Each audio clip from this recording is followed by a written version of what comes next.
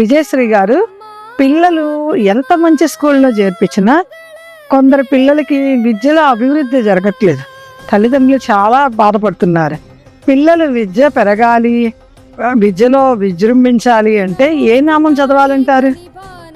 ఈ కాలంలో పిల్లలు ఎంత మంచి స్కూల్స్లో చదివినా లక్షలు డబ్బులు పోవటం తప్ప చదువు మాత్రం కనిపించటంలా.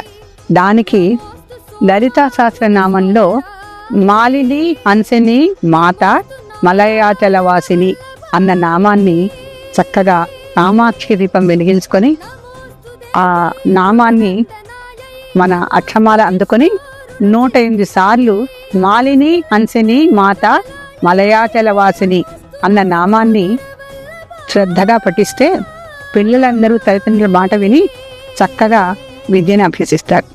సందేహం లేదు. కామాక్షి దీపం వెలిగించండి. ఈ నామాన్ని 108 సార్లు శ్రద్ధగా పఠించండి.